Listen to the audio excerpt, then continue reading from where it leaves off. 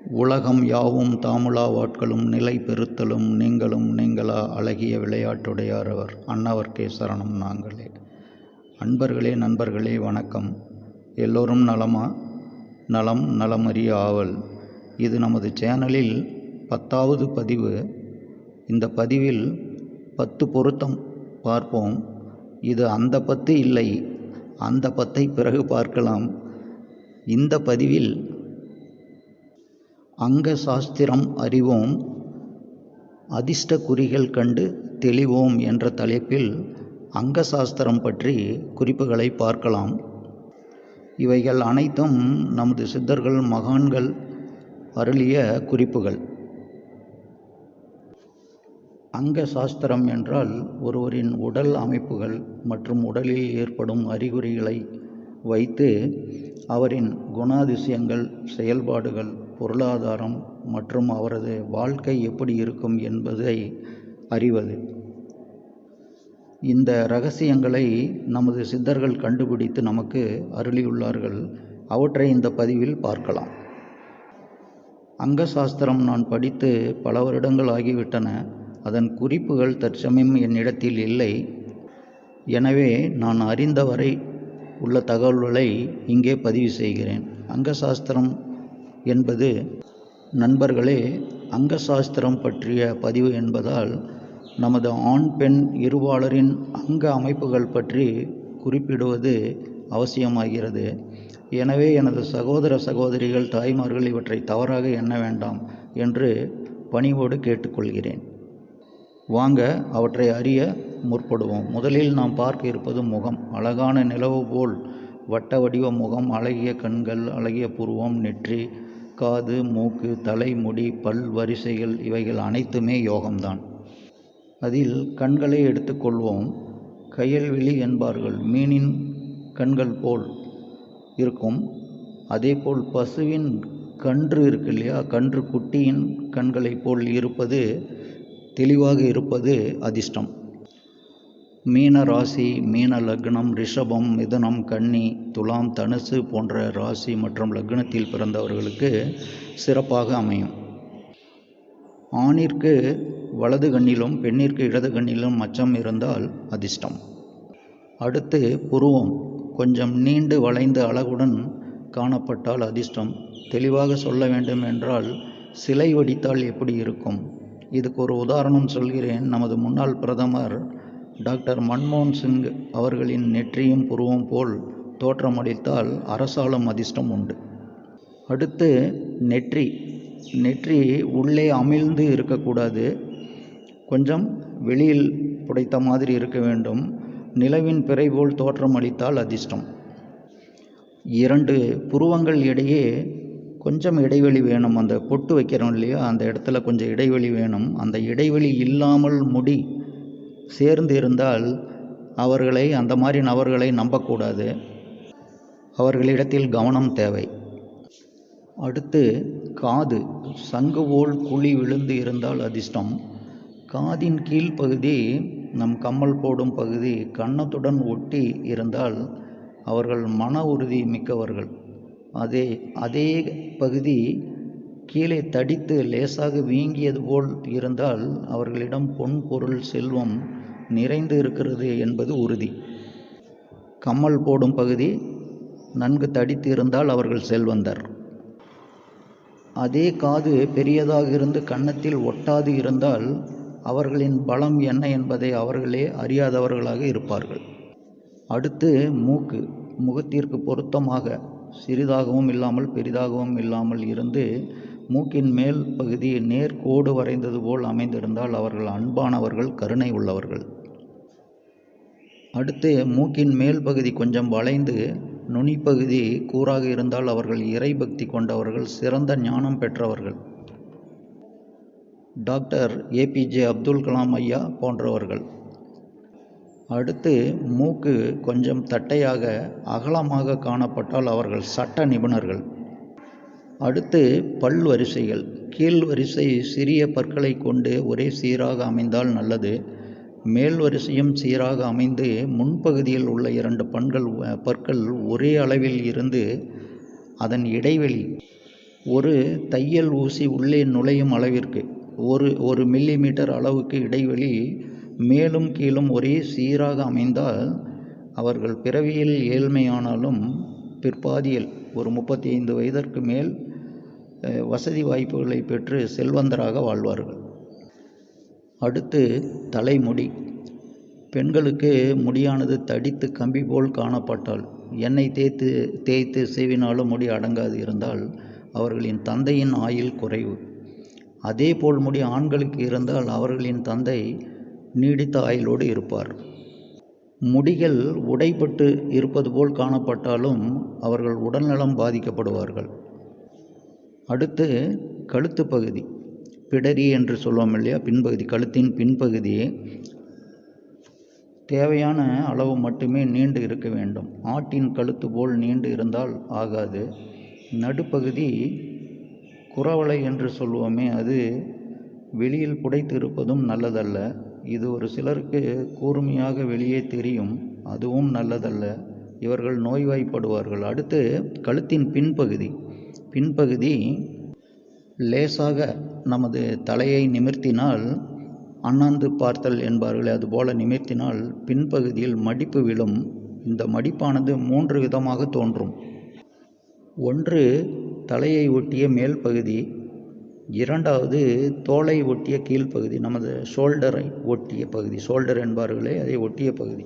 இந்த 2 இடத்திலும் மடிப்பு விழுந்தால் அவர்கள் செல்வந்தர்கள். அதே நேரத்தில் கழுத்தின் நடுப்பகுதியில் மடிப்பு விழுந்தால் ஆகாது, அவர்கள் வறுமையில்தான் வாழ்வார்கள். செல்வம் வந்தாலும் நிலைத்து இருக்காது, தரித்திரம் என்று சொல்வார்களே அது போன்றது. மிகவும் குறுகிய கழுத்தும் நல்லதல்ல. அடுத்து ஒரு மனிதனின் மார்பு பகுதி, வயிற்று பகுதி, பின்புறம் முதுகு பகுதி சற்று உயர்ந்து இருக்க வேண்டும். இவைகள் தட்டையாக இருக்கக்கூடாது. மேலும் தோற்றத்தில் பாம்பு போல் கட்டுக்கட்டாக வயிறு நீண்டு இருந்தால் அவன் அதிக பசி உள்ளவன். வயிறு அந்த மாதிரி இருக்கக்கூடாது, அவன் அதிக பசி உள்ளவன், காமம் என்பார்களே அது. அடுத்து பானையின் தோற்றத்தில் வயிறு இருந்தால் அவர்கள் வறுமையில் இருப்பார்கள் என்று சொல்லப்பட்டிருக்கிறது. அடுத்து நமது முழங்கை, எல்போ என்று சொல்லுவோமே, கையை கீழே தொங்கவிட்ட நிலையில் முழங்கை பகுதி உட்புறமாக மடியக்கூடாது. கையை இப்படி நம்ம நீட்டி கீழே தொங்க விட்டோம்னா நமது முழங்கையானது உள்புறமாக மடியக்கூடாது. அதேபோல் முழங்காலும் பின்புறமாக குழி விழக்கூடாது. நிமிர்ந்து நின்றால் உட்புறமாக மடியக்கூடாது. அடுத்து நமது கை விரல்கள் வேர்வையால் ஒன்றுடன் ஒன்று ஒட்டக்கூடாது. விரல்கள் தட்டையாக இல்லாமல் கொஞ்சம் உருண்டையாக இருப்பது சிறப்பு. நண்பர்களே, அடுத்து விரல்களில் இருக்கும் நகங்களை பற்றி பார்ப்போம். நகங்கள் கொஞ்சம் நீண்டு ரோஸ் கலரில் நேர்த்தியாக இருந்தால் நன்மை, கொஞ்சம் கருணை உள்ளவர்கள். அடுத்து நகம் குறுக்கு திசையில் நீண்டு இருந்தால், அகலம் அதிகமாக நீளம் குறைவாக இருந்தால் அவர்கள் கணக்கில் சிறந்தவர்கள், கணக்கு போடுவதில் வல்லவர்கள். அடுத்து நமது நகத்தில் தோன்றும் புள்ளிகளை பற்றி பார்க்கலாம். நமது சுண்டு விரலில் வெண்புள்ளிகள் வெண்ணிறத்தில் தோன்றினால் அவர்கள் சாஸ்திரம் கற்றுக்கொண்டு இருக்கிறார்கள், சாஸ்திரங்களை படித்து கொண்டு இருக்கிறார்கள் என்று அர்த்தம். இந்த புள்ளிகள் நிரந்தரமாக இருக்காது. அப்படி தோன்றினால் 1 மாதம் 2 மாதம் இருக்கும். அந்த நேரத்தில் நடக்கும் பலன்களை பற்றி இதில் குறிப்பிடப்பட்டுள்ளது, கவனமாக கேட்கவும். அடுத்து மோதிர விரல் மற்றும் நடுவிரலில் உள்ள நகங்களில் வெண்புள்ளிகள் தோன்றினால் பணவரவு உண்டு, திருப்தியான வருமானம் வந்து கொண்டிருக்கும் என்பதன் அறிகுறி. ஆள்காட்டி விரலின் நகத்தில் புள்ளிகள் தோன்றினால் வெண்புள்ளிகள், அவர்கள் அந்த நேரத்தில் சிலருக்கு நல்வழி காட்டி கொண்டு இருக்கிறார்கள் என்று அர்த்தம், நல்ல அறிகுறிகளை வழங்கி கொண்டிருக்கிறார்கள் என்பது பொருள். மேலும் கட்டை விரலில் வெண்புள்ளிகள் தோன்றினால் அவர்களுக்கு அந்த நேரத்தில், கட்டை விரலில் வெண்புள்ளிகள் தோன்றினால் அந்த நேரத்தில் அவர்களுக்கு இச்சை, காம உணர்வுகள் அதிகமாக உள்ளது என்பதன் அறிகுறி. இதே புள்ளிகள் வெண்மையாக இல்லாமல் கொஞ்சம் செங்கலராக இருந்தால் அவர்கள் உடல்நிலை நோய்வாய்ப்படும் என்பதன் அறிகுறி. கட்டை விரலின் நகத்தில் கரும்புள்ளிகள் தோன்றினால் அவர்களுக்கு மரணம் நெருங்கி கொண்டு வருகிறது என்று அறிந்து கொள்ளலாம். எப்படி? கட்டை விரலில் கரும்புள்ளிகள் தோன்றினால் மரணம் நெருங்குகிறது என்று அர்த்தம். அதேபோல் கால் பெருவிரல் நகத்தில் பிளவு ஏற்படக்கூடாது. நகம் கொஞ்சம் தட்டையாகி பிளவு ஏற்படும். இயற்கையாக நடந்தால் அவர்கள் வாழ்வும் கஷ்டமே. ஏதாவது அடிபட்டு அப்படியானால் பங்கம் இல்லை. அடுத்து கால் பாதம் மென்மையாக இருந்து கீழ்ப்பகுதியானது தரையில் பதிய வேண்டும். இது செல்வந்தர்களின் அடையாளம். பாதம் கொஞ்சம் வளைந்து கீழே ஊன்றும்போது நடுப்பாகம் உள்ளங்கால் என்று சொல்வோமே, அது தரையில் படாமல் இருப்பது நல்லதல்ல. மேலும் 2 பாதங்களை சேர்த்து வைத்தால் இடைவெளி இருக்கக்கூடாது, அதுவும் நல்லதல்ல. அடுத்து நாம் சிறுநீர் கழிக்கும் பொழுது சிறுநீரானது நமது இடதுபுறமாக சிந்தினால் நல்லதல்ல. வலதுபுறமாக சிந்தினால் அவர்கள் செல்வந்தர்கள். சிறுநீர் இடதுபுறமாக சிந்தாமல் வலதுபுறமாக சிந்தினால் நல்லது. அடுத்து ஆண்களின் விந்து ஆனது மகரந்தம், செண்பகப்பூ போன்ற வாசனையுடன் இருந்தால் நன்மை தரும். மீன் வாடையும் நல்லது. மீன் வாடை அடித்தாலும் நன்மையே. விந்து வாசம், சுண்ணாம்பு வாடை நல்லதல்ல. அதேபோல் துர்நாற்றம் அடித்தாலும் தீமையே. இதேபோல் பெண்களுக்கும் உண்டு. அடுத்து குபேர லட்சணம்.